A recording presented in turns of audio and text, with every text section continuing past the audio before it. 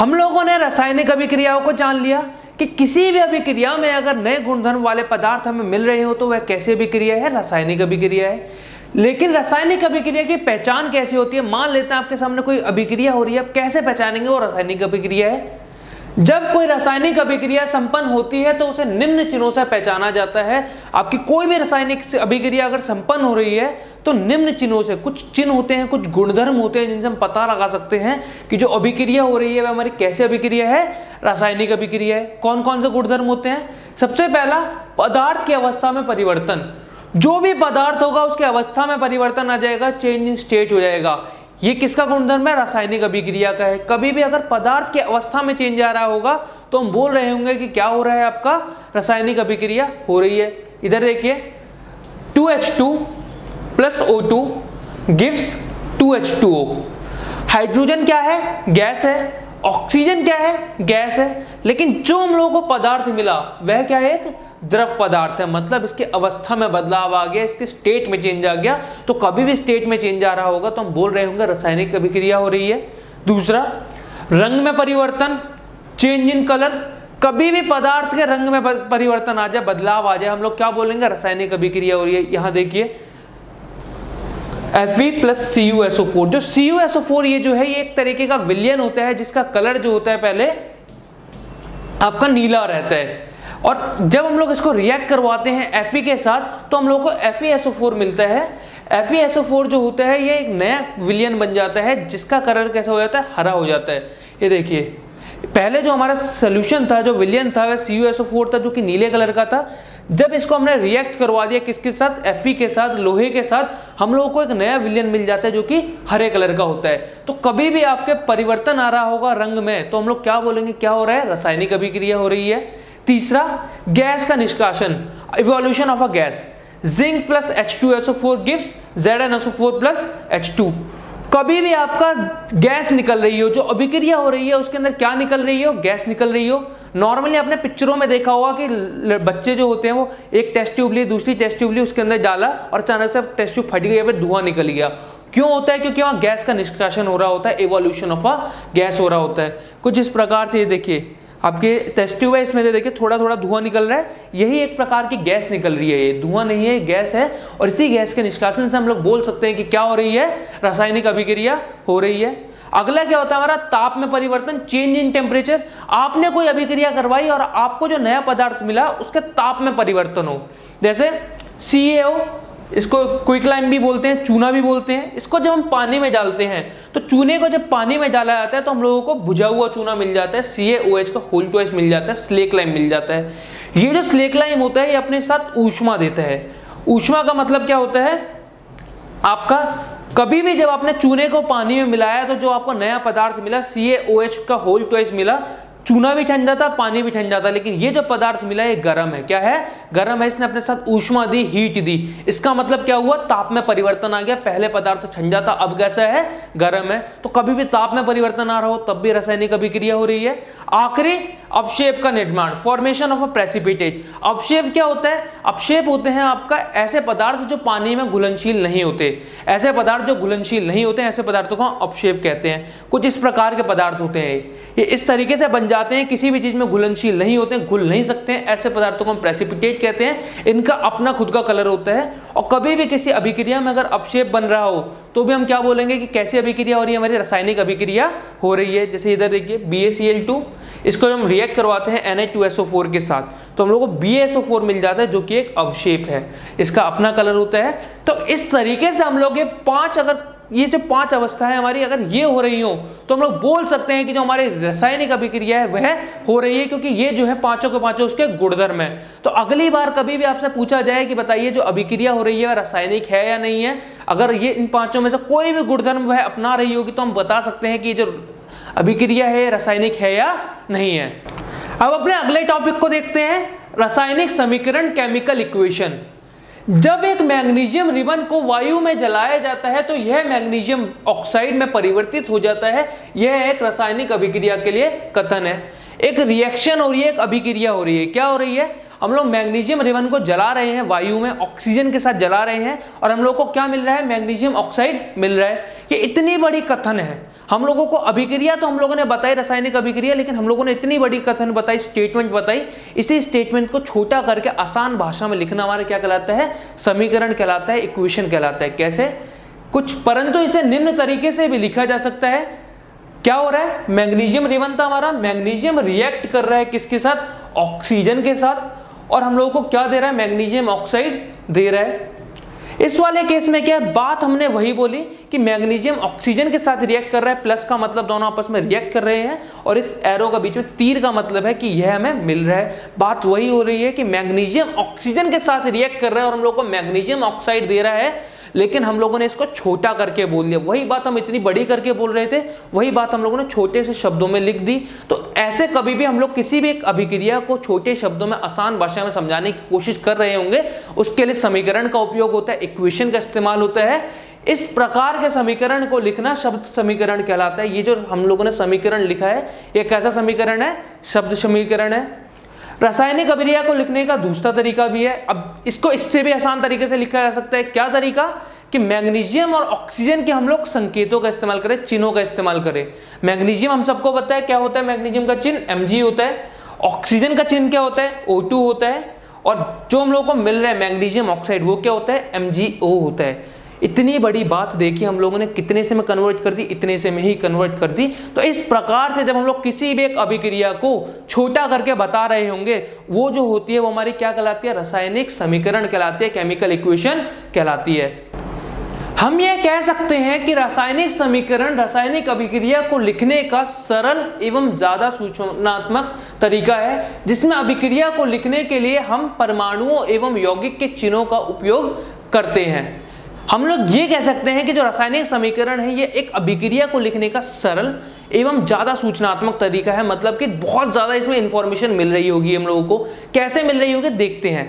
जब मैं बात करता हूं एक कथन की, मैंने कथन में क्या बोला? हाइड्रोजन ने रिएक्ट करा ऑक्सीजन के साथ, हाइड्रोजन ने अभिक्रिया करी ऑक्सीजन के साथ और हमें पानी मिल गया।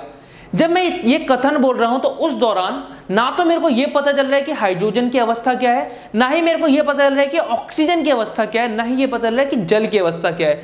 लेकिन जब मैं इसको समीकरण में लिखता हूं H2, इसके ब्रैकेट में ये जो मैंने लिखा हुआ है जी का मतलब है ये मेरे को अवस्था बता रहा है कि इस हाइड्रोजन की अवस्था गैस है।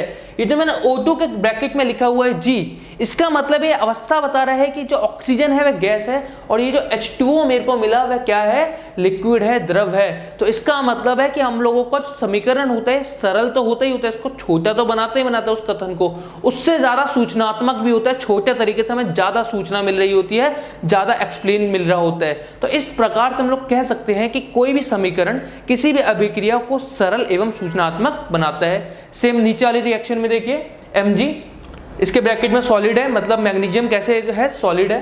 O2, जो O2 है गैस है, पता चल गया हम लोगों को। और MgO क्या है? सॉलिड है। तो इससे हम लोग कह सकते हैं कि जो हमारी रिएक्शन है उसके अंदर प्रोडक्ट्स और अभिकारक, मतलब आपका रिएक्टेंट्स और प्रोडक्ट्स की स्टेट क्या, अवस्था क्या है, ये भी हम लोगों को समीकरण द्वारा पता चल जाती है। किसी रासायनिक अभिक्रिया के समीकरणों के दो भाग होते हैं। कोई भी रासायनिक अभिक्रिया की जब हम लोग बात करते हैं तो उसके दो भाग होते हैं। पहला भाग होता है हमारा अभिकारक। वे पदार्थ जो किसी अभिक्रिया में भाग लेते हैं अभिकारक कहलाते हैं। जैसे ऊपर के समीकरण में मैग्नीशियम एवं ऑक्सीजन अभिक्रिया में भाग लेते हैं, इसलिए ये दोनों अभिकारक हैं। वो पदार्थ जो अभिक्रिया में भाग ले रहे होते हैं, जो हम लोगों को उत्पाद मिलने से पहले जो हमारे होते हैं, वो हमारे अभिकारक कहलाते हैं। जैसे अभिक्रिया में भाग कौन ले रहे हैं? मैग्नीशियम और ऑक्सीजन। ऊपर वाले में कौन ले रहे हैं? हाइड्रोजन और ऑक्सीजन। तो ये जो है हमारे, ये क्या है? अभिकारक है, रिएक्टेंट्स हैं। दूसरे जो भाग होता है हमारा, वो होता है उत्पाद। किसी अभिक्रिया के दौरान नए बनने वाले पदार्थों को उत्पाद कहते हैं। जैसे MgO उत्पाद है, जो Mg और O2 के भाग लेने से नया पदार्थ बना है। जो भी हम लोगों को रिएक्शन के अंदर, अभिक्रिया के अंदर जो हम लोगों को नया पदार्थ मिल रहा होता है, वो हमारा उत्पाद कहलाता है, प्रोडक्ट कहलाता है। जैसे नीचे वाली रिएक्शन में जब हम बात करते हैं तो MgO है, कैसे बना? Mg और O2 ने रिएक्शन करी, हमें MgO मिला, और H2 और O2 ने जब रिएक्शन करी तो हम लोग को H2O मिला। ये दोनों जो है हमारे, ये क्या है? हमारे उत्पाद है। तो उधर के साइड होते हैं हमारे रिएक्टेंट्स, इधर की साइड होते हैं हमारे प्रोडक्ट्स। ये हमारी एक और रिएक्शन है। क्या है रिएक्शन? सोडियम और क्लोरीन। सोडियम और क्लोरीन ये दोनों अभिकारक हैं, आपस में एक दूसरे के साथ अभिक्रिया कर लेते हैं, रिएक्शन कर लेते हैं, और हम लोगों को एक और नया प्रोडक्ट मिल जाता है जो होता है हमारा NaCl। ये इन दोनों ने अभिक्रिया करी, ये हमें उत्पाद मिला, सादा नमक कहते हैं NaCl को। तो इस प्रकार से हम लोग कह सकते हैं जो अभिक्रिया कर रहे हैं आपस में एक दूसरे के साथ वह अभिकारक, और जो नया पदार्थ हम लोगों को मिल रहा है वह उत्पाद। अब रासायनिक समीकरण लिखा कैसे जाता है इसको देख लेते हैं। रासायनिक समीकरण लिखते समय अभिकारक को बाईं ओर प्लस का चिन्ह लगाकर लिखते हैं। जितने भी हमारे अभिकारक होंगे उन सबको किधर लिखा जा रहा होगा, हमारे लेफ्ट साइड में। कैसा चिन्ह लगाकर, प्लस का चिन्ह लगाकर। प्लस के चिन्ह का मतलब ही ये होता है ये दोनों आपस में अभिक्रिया कर रहे हैं। क्रियाकारकों का उत्पाद में परिवर्तन को एक तीर के द्वारा दर्शाया जाता है। जो हमारा क्रियाकारकों से जो उत्पाद बन रहा होता है कि इन दोनों की अभिक्रिया हुई, यह हमें उत्पाद मिला। इन दोनों को जो हम लोग दर्शा रहे होंगे, इनके बीच में तीर से दर्शा रहे होंगे कि ये हमारी अभिक्रिया थी, ये हमें उत्पाद मिला। H2 प्लस O2 हमारे जो थे अभिकारक थे, अभिक्रिया करी इन्होंने हमें, और ये हमें उत्पाद मिला। तो एक तीर के थ्रू हम लोग बता रहे होते हैं कि हम लोगों को यह उत्पाद मिल रहा है। उत्पादों को दाईं ओर प्लस चिन्ह लगाकर प्रदर्शित करते हैं। जो उत्पाद होते हैं हमारे, उसको दाईं ओर प्रदर्शित करा जाता है प्लस चिन्ह लगाकर। यहाँ तो हमने प्लस चिन्ह नहीं लगाया, क्यों? क्योंकि हमें एक ही उत्पाद मिल रहा है। कई बार ऐसा भी हो रहा होगा कि हमें एक से ज्यादा उत्पाद मिल रहे होंगे, तो उस केस में हम लोग क्या कर रहे होंगे, प्लस चिन्ह लगाकर दिखा रहे होंगे कि इधर जो हम लोग को उत्पाद मिल रहा है ये हमारे अभिकारक थे, यहां से हमारे इधर की तरफ रिएक्शन हो रही है कि इन दोनों ने अभिक्रिया करी, हम लोगों को इधर की डायरेक्शन में उत्पाद मिल रहे हैं। तो कोई भी उत्पाद मिल रहा हो, साथ में मान लेते कोई गैस मिल रही है, वो गैस है हमारी A गैस है कोई, तो हम लोग इस तरीके से प्लस का चिन्ह लगाकर दर्शाएंगे कि हम लोगों को यह उत्पाद मिल रहे हैं। अब देखते हैं अपने अगले टॉपिक की तरफ, जो कि हमारा अनबैलेंस्ड केमिकल इक्वेशन या फिर हमारा कंकाले रासायनिक समीकरण। इस समीकरण को निरीक्षण कीजिए एवं तीर के बाईं ओर और दाईं ओर के परमाणुओं की संख्या को गिनिए। प्रत्येक तत्व के दोनों ओर के अणुओं की संख्या समान नहीं है। अब एक चीज देखिए, हमने रिएक्शन देखी, इसमें आप इधर की तरफ देखिए, बाईं ओर देखिए, हाइड्रोजन कितने हैं? 2। ऑक्सीजन कितनी है? 2। दाईं ओर देखिए, हाइड्रोजन कितने हैं? 2, लेकिन ऑक्सीजन कितनी है? मात्र 1। इसका मतलब है कि दाईं ओर और बाईं ओर हमारे जो परमाणुओं की संख्या है यह समान नहीं है। और कभी भी अगर ऐसा होता है कि किसी भी रिएक्शन के अंदर हमारे परमाणुओं की संख्या दाईं ओर और बाईं ओर समान नहीं होती है, हमारे इक्वल नहीं होती है, तो ऐसी रिएक्शन को हम लोग कंकाले रासायनिक समीकरण, स्केलेटल केमिकल इक्वेशन या फिर अनबैलेंस्ड केमिकल इक्वेशन कहते हैं, असंतुलित केमिकल इक्वेशन कहते हैं, और इसको हम लोगों को संतुलित करना होता है। अब अपने इसी टॉपिक को देख लेते हैं कि कंकाले रासायनिक समीकरणों को संतुलित करना, कि आखिर संतुलित किया क्यों जाता है और आखिर कैसे किया जाता है। सबसे पहले संतुलित रासायनिक समीकरण का महत्व, आखिर हम क्यों करते हैं, क्या इसका महत्व है। द्रव्यमान संरक्षण नियम के अनुसार अभिक्रिया में ना तो द्रव्यमान का निर्माण होता है और ना ही विनाश होता है, अर्थात उत्पाद के तत्वों का कुल द्रव्यमान अभिक्रिया में प्रयुक्त अभिकारक के द्रव्यमान के बराबर होता है। क्लास 9th में हम लोगों ने एक नियम पढ़ा था, क्या था? द्रव्यमान संरक्षण का नियम। वो क्या कहता था कि जो हमारा द्रव्यमान होता है ना तो ये नष्ट होता है ना ही इसका निर्माण होता है। इसका मतलब है जितना हमारा अभिकारक का द्रव्यमान होगा, जितना हमारा रिएक्टेंट का द्रव्यमान होगा, उतना ही हमारा पदार्थ का होगा, उतना ही उत्पाद का द्रव्यमान होगा। ना तो वह ज्यादा हो रहा होगा ना ही वह कम हो रहा होगा। तो यही को इसी द्रव्यमान के नियम को संतुष्ट करने के लिए हम लोग, इसी को सेटिस्फाई करने के लिए हम लोग क्या करते हैं, परमाणुओं की संख्या बराबर करते हैं और हमारे रिएक्शन को संतुलित करते हैं। द्रव्यमान संरक्षण के नियम को संतुष्ट करने के लिए रासायनिक समीकरणों को संतुलित किया जाता है। तीर के बाईं ओर तथा दाईं ओर के तत्वों के परमाणुओं की संख्या को समान किया जाता है, जिससे दोनों ओर के तत्वों के परमाणु समान हो सके। तो इसी नियम को हम लोग संतुष्ट करने के लिए क्या करते हैं, हमारे दाईं ओर और बाईं ओर के जो परमाणु होते हैं उनकी संख्या को समान करते हैं। ऐसी रासायनिक अभिक्रियाएं जिसमें दाईं एवं बाईं ओर परमाणुओं की संख्या बराबर होती है संतुलित रासायनिक समीकरण कहलाती हैं। ऐसे समीकरण जिनके अंदर हमारे बाईं ओर तथा दाईं ओर दोनों के जो हमारे परमाणु होंगे, इनकी संख्या अगर बराबर रहती है तो ऐसे हम लोग समीकरणों को कहते हैं संतुलित रासायनिक समीकरण। इंग्लिश में बात करें तो बैलेंस्ड केमिकल इक्वेशन। कैसे करते हैं संतुलित, देख लेते हैं एक बारी। पिछले बार हम लोगों ने जब यही रिएक्शन देखी थी, हम लोगों ने देखा था वहां क्या हो रहा था, H2 गैस रिएक्ट कर रही थी O2 के साथ और हम लोगों को देखने को मिल रहा था H2O, है ना।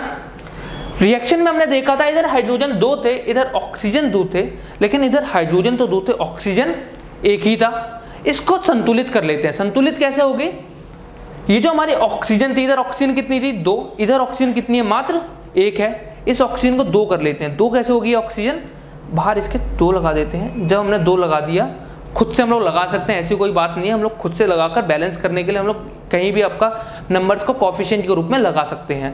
जब मैंने 2 यहाँ लगा दिया, मेरे हाइड्रोजन कितने हो गए 2 दूनी 4, ऑक्सीजन कितनी हो गई मेरी 2 1 2, तो ऑक्सीजन हमारी यहाँ पहले से ही 2 थी। हाइड्रोजन कितने हो गए 2 दूनी 4, वहाँ हाइड्रोजन पहले हमारे 2 ही थे, पिछले बार जब हमने रिएक्शन देखी थी तो हमारे 2 ही थे, तो यहाँ पहले से 2 लगा पड़ा है, तो हम लोग को लगाने की जरूरत नहीं है। वैसे यहाँ नहीं होता है, हम लोग को 2 लगाना पड़ता है अपनी तरफ से। 2H2 plus O2 gives 2H2O। इधर भी 4 हाइड्रोजन, इधर भी 4 हाइड्रोजन, इधर भी 2 ऑक्सीजन, इधर भी 2 ऑक्सीजन। इस प्रकार से हम लोगों ने इस रिएक्शन को संतुलित करा। अगली रिएक्शन देखते हैं। CH4 plus O2 gives CO2 plus 2H2O। इस वाले में कार्बन हमारा 1 है, जो हमारी हाइड्रोजन है वह कितने हैं 4 है, और जो हमारी ऑक्सीजन है वह कितनी है 2 है। इधर जब हम लोग देखते हैं, इधर कार्बन हमारा 1 है, ऑक्सीजन 2 है, हमारा ऑक्सीजन जो है इधर 2 और है, तो 2 प्लस 2 4, और हाइड्रोजन हमारे कितने हैं यहाँ 4 है। तो ये जो रिएक्शन है हमारी, ये पहले से ही संतुलित रिएक्शन है। इस प्रकार की रिएक्शन जिसके अंदर परमाणुओं की संख्या दोनों तरफ आपका दाईं ओर और बाईं ओर समान होती है, ऐसे रिएक्शंस को हम लोग क्या कहते हैं संतुलित समीकरण कहते हैं। और क्यों करते हैं, क्यों जरूरत है हम लोगों को संतुलित करने की, ताकि हमारा द्रव्यमान संरक्षण का नियम संतुष्ट हो सके, उसको हम लोग फॉलो करें। अभी अभी हम लोगों ने देखा कैसे संतुलित किया जाता है रासायनिक अभिक्रियाओं को, वो तो हमारी छोटा सा एक एग्जाम्पल था, वो संतुलित हमने समीकरण देखी खाली। लेकिन ऐसे अभिक्रियाओं को संतुलित कैसे करा जाता है वो देख लेते हैं। पेपर के पॉइंट ऑफ व्यू से जब हम लोग बात करते हैं, ये बहुत सारा इंपॉर्टेंट टॉपिक रहता है। इसके ऊपर जो हमारी CBSE है हर 2 या 3 साल में एक क्वेश्चन देती रहती है, और हर साल लगभग आता ही आता है। तो इसको देख लेते हैं, हम लोग समझ लेते हैं कैसे आखिर बैलेंसिंग होती है। सबसे पहले ये वाली उदाहरण देख लेते हैं हम लोग। इस उदाहरण में क्या बोला जा रहा है, हमारा Fe प्लस H2O किसके बराबर है, Fe3O4 प्लस H2 के बराबर है। Fe हमारा लेफ्ट हैंड साइड में कितना है 1 है, हाइड्रोजन कितना हमारे लेफ्ट हैंड साइड में 2 है, और ऑक्सीजन हमारा कितना है लेफ्ट हैंड साइड में 1 है, ये हमारे 2 है। Fe जो है इधर की साइड कितना है 3 है, ऑक्सीजन जो है 4 है, और हाइड्रोजन कितना है यहाँ 2 है। देख के हम लोग बता सकते हैं कि ये जो रिएक्शन है कैसी रिएक्शन है, असंतुलित समीकरण है। तो इसको संतुलन करने के लिए कुछ हमारे पास मेथड्स होते हैं, कुछ तरीके होते हैं। रासायनिक समीकरण को संतुलित करते समय हम सबसे पहले कार्बन को, उसके बाद फिर ऑक्सीजन, फिर नाइट्रोजन, और अंत में अन्य तत्वों को संतुलित करते हैं। अगर हम लोग कभी भी हम लोग समीकरण कर रहे होंगे, संतुलित कर रहे होंगे, अगर कभी भी कार्बन वहां उपलब्ध है तो सबसे पहले कार्बन को लीजिए, उसके बाद हाइड्रोजन को लीजिए, फिर ऑक्सीजन को लीजिए, और फिर नाइट्रोजन को लीजिए। जब ये चारों चीजें बैलेंस हो जाए, उसके बाद किसी और एटम को आप देखिए कि बैलेंसिंग होगी। इस वाले तरीके के अलावा हम लोग एक और तरीके से करते हैं, जो हमारा तरीका 10वीं में अपनाते हैं, वो होता है समीकरण संतुलन हिट एवं ट्रायल विधि से करते हैं। 10वीं क्लास के अंदर जो हमारा तरीका अपनाते हैं हम लोग, वो होता है hit and trial. Hit and trial का मतलब क्या होता है, तुक्का मारो, अगर सही हो जाए तो बढ़िया, नहीं हो रहा तो छोड़ दीजिए। एक बात याद रखिएगा, कभी भी आप संतुलन कर रहे होंगे 2 या 3 step maximum two maximum 3 step से आगे आप जाइएगा मत। अगर 3 स्टेप में आपकी जो इक्वेशन है वो बैलेंस नहीं हुई, आप आगे निकलते जाएंगे तो वह गलत हो जाएगी। क्योंकि जो आपकी 10वीं के अंदर जो रिएक्शन दी गई है वह या तो 2 बारी में आपके 2 स्टेप में आपकी सॉल्व हो जाएगी, या फिर 3 स्टेप में सॉल्व हो जाएगी। तो ये याद रखिएगा। तो हिट एंड ट्रायल मेथड में हम लोग देख लेते हैं कैसे करते हैं। सबसे पहले तो एक डब्बा बनाइए, उस डब्बे के अंदर कुछ इस प्रकार से डब्बा बनाइए, इसको 3 भागों में बांट दीजिए, 1 2 और ये 3 भाग हुए हमारे, ठीक है। इधर वाले भाग में परमाणुओं की संख्या लिखिए, जो आपके परमाणु जो भी हम लोग परमाणु ले रहे हैं उनकी संख्या को लिखिए, कौन कौन से परमाणु हम लोग ले रहे हैं। सबसे पहला हमारा परमाणु है Fe को लिखिए ऊपर। उसके बाद हमारा परमाणु है हाइड्रोजन को लिखिए, और हाइड्रोजन के बाद हमारा तीसरा जो है वह है ऑक्सीजन। बाएं और आपका लेफ्ट हैंड साइड पर जो उनकी संख्या है वो इधर लिखिए। Fe की संख्या क्या है 1 है, हाइड्रोजन की संख्या क्या है 2 है, और हमारी ऑक्सीजन की संख्या क्या है 1 है। दाईं ओर आपका राइट हैंड साइड पे जो संख्या है फिर उसको लिखिए। राइट हैंड साइड पे क्या संख्या है, जो आपकी Fe है वह राइट हैंड साइड पे 3 है, जो आपकी ऑक्सीजन है वह राइट हैंड साइड पे 4 है, और जो आपको हाइड्रोजन है वह कितनी है 2। अब इसको डब्बा बनाने के बाद हम लोग क्या करते हैं, संतुलन करते हैं। संतुलन करने के लिए क्या करेंगे, सबसे पहले वो परमाणु देखते हैं जो सबसे ज्यादा मात्रा में, जिसकी सबसे ज्यादा नंबर्स हैं। सबसे ज्यादा कौन सा है यहाँ, ऑक्सीजन।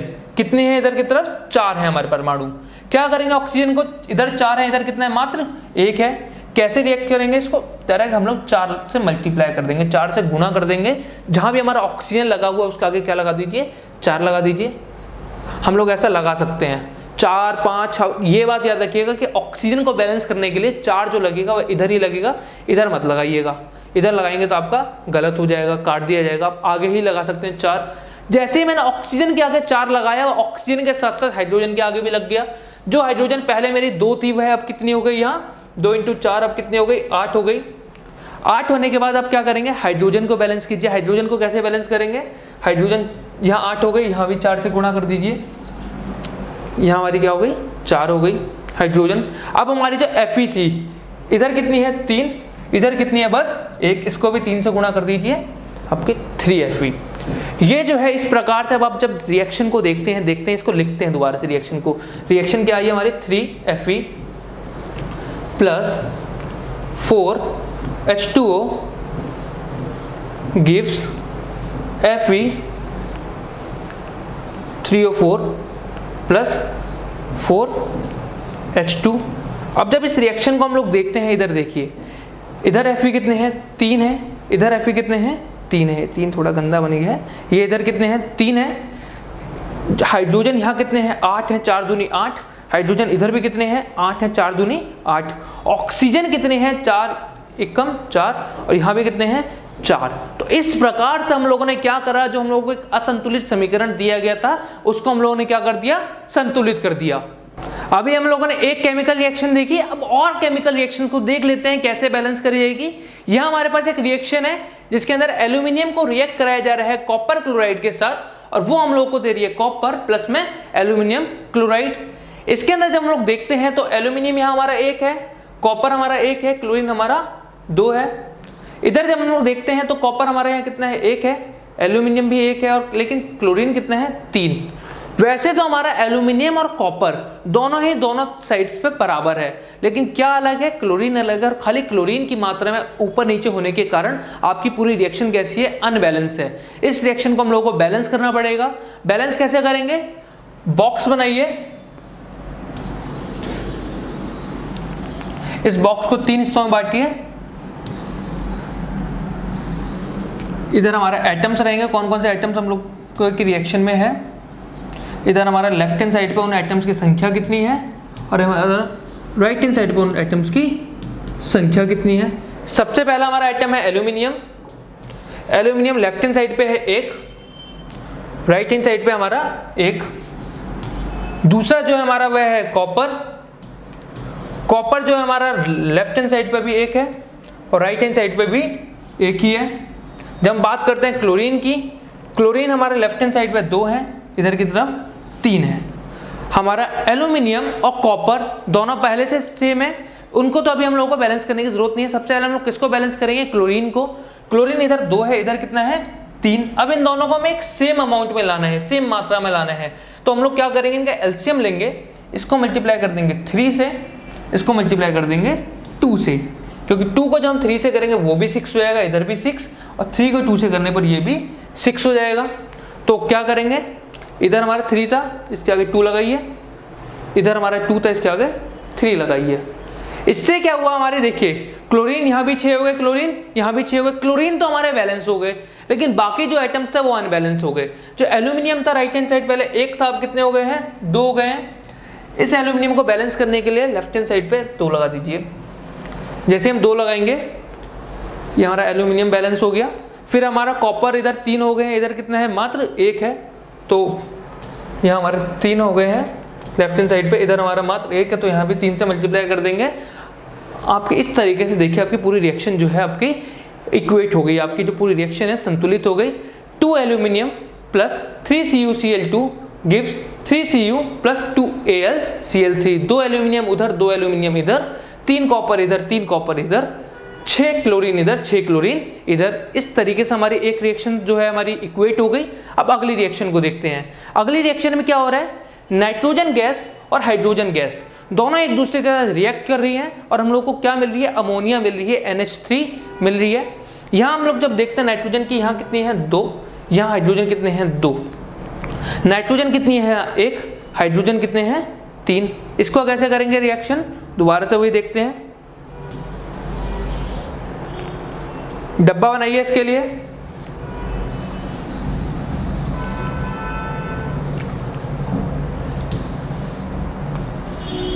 वही इधर नंबर ऑफ एटम्स,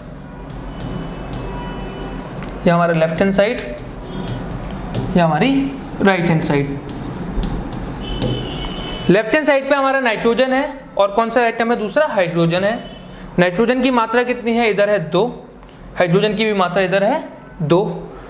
जो हमारा इधर की साइड राइट हैंड साइड जब हम लोग बात करते हैं, हमारा नाइट्रोजन मात्र 1 है और हाइड्रोजन कितनी है 3। इसको कैसे बैलेंस करेंगे, इसको बैलेंस करने के लिए हम लोग पहले हाइड्रोजन को देखते हैं। हाइड्रोजन के जो हम लोग देखेंगे, सबसे पहले हाइड्रोजन यहाँ कितने हैं 2 है, यहाँ हाइड्रोजन कितने हैं 3 है। क्या करेंगे वही, इसके आगे 3 लगाइए, इसके आगे लगाइए 2। इससे क्या होगा हमारा, देखते हैं इधर हमारा, इसके आगे जैसे हम 2 लगाएंगे हमारे ये हो जाएगा 2NH3, यहाँ 6 हो गए। इसके आगे 3 लगाइए, ये हमारा हो जाएगा 3H2, ये कितने हो गए 6 हाइड्रोजन इधर हो गए, 6 हाइड्रोजन इधर हो गए। नाइट्रोजन इधर कितने थे 2, जैसे ही हमने इसके आगे 2 लगाया, नाइट्रोजन हमारे राइट हैंड साइड में भी कितने हो गए, खुद पर खुद ही 2 हो गए। तो इस तरीके से हमारी जो रिएक्शन है, खुद पर खुद ही वाली रिएक्शन बैलेंस हो गई। और ये जो तरीका है, इसी तरीके से हम लोग किसी भी रिएक्शन को बैलेंस कर सकते हैं। बहुत इजी होता है बैलेंसिंग सीखना, बच्चे इसको हुआ बना के रखते हैं, जबकि सबसे आसान अगर कोई टॉपिक मेरे को लगता है तो वो बैलेंसिंग ही है। इसको सीखा हम लोगों ने इस तरीके से। ऐसे अगर आपको कोई भी रिएक्शन दे रहे, एनसीईआरटी के अंदर बहुत सारी रिएक्शन है, आप करके देखिए, बहुत ईजी होता है सारे रिएक्शंस को बैलेंस करना, और इस तरीके से हम लोग बैलेंसिंग करते हैं।